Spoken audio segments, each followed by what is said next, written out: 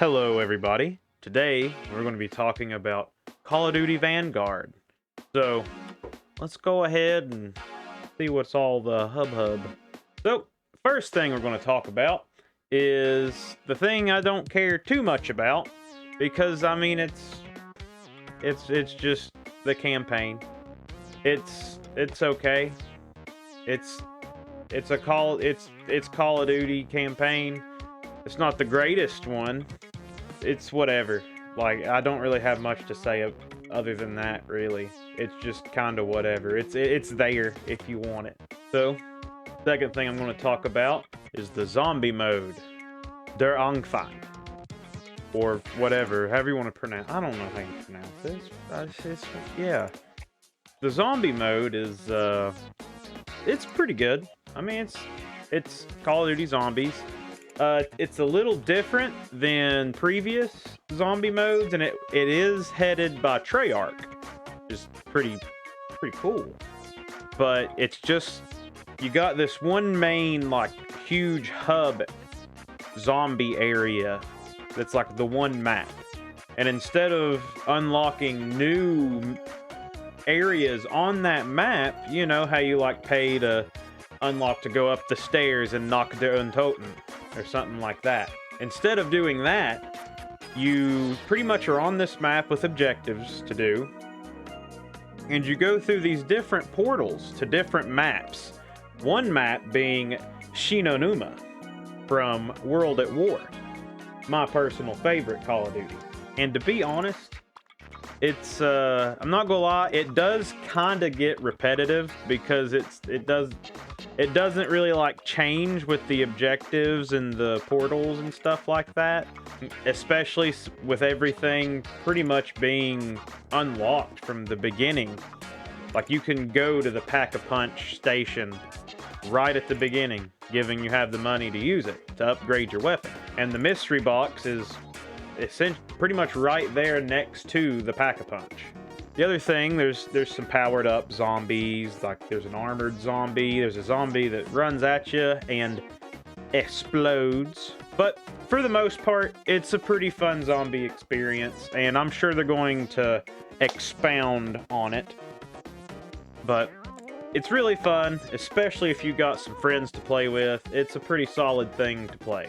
Now, for the third thing I'm going to talk about, my favorite thing of Call of Duty Vanguard is the multiplayer. There's 20 maps right out the get-go, 4 of them being exclusive to Champion Hill. It's like a little game mode where it's kind of what it sounds like. You're king of the hill with a group of people. 2 of the maps on the multiplayer, just, you know, your normal multiplayer maps, 2 of them are from World at War. Again, my favorite World at War, and that being Castle and Dome. Aside from that, the multiplayer is fast, it's fun, it's very much a mostly return to form. You can't really camp because there's not really any places to camp. A lot of the walls are destructible. If someone's camping, you can essentially just rush them down because of how fast it is, and because of that, it's similar to the older COD games, to where it's really hard to camp because there's not really any places to camp. And the thing that it really lends itself well to is the idea of you have to keep moving, because there's probably somebody right behind you, right around the corner, something like that. It's really hard to... I mean, you can react. It's fun. It's great. But, you know, it's that much... It's got that much more of a skill level because of it, because you can't just camp, or you're going to die. All in all, if you're wanting a COD game that reminds you of the good old COD days, you know, you got your attack dogs and your bomb runs and stuff like that, Vanguard's the game for you. Vanguard is essentially the sequel to World at War that we never got. It plays fast, you know, it's really fun, especially if you got a lot of people to play with. There's some maps that are pretty big, you know, pretty much 48 players fits in one map. It's pretty crazy.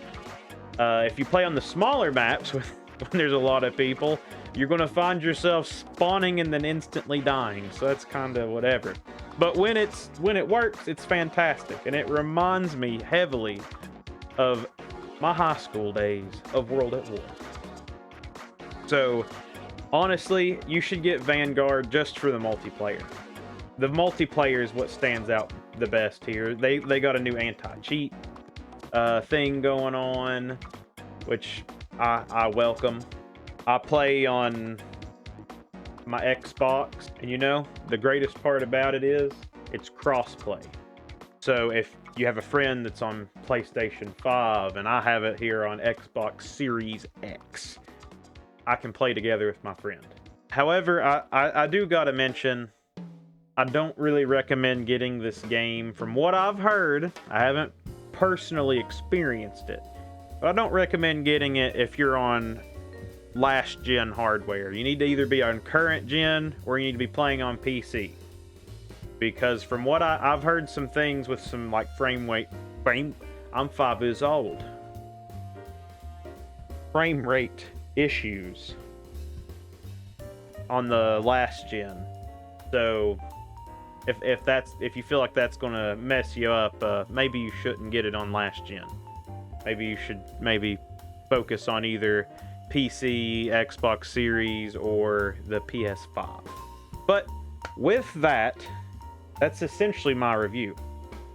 I love it strictly for the multiplayer. That's what does it for me. That's what did it for me with World at War. I mean, yeah, World at War had a great campaign, but the multiplayer is what sold me on World at War. And this game is like it plays almost like World at War. It's so heavily inspired by World at War. With, you know, it's got some modern COD upgrade bells and whistles in there, but mostly it's what I've always wanted. So if that's also what you've always wanted, you should get this game. If not,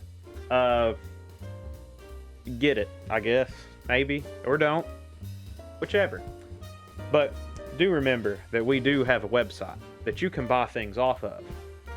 We have a Facebook. We have a Twitter. We have all sorts of different social media stuff that you need to follow us on, and subscribe to this channel if you haven't already. So with that, you all have a great rest of your days. And goodbye.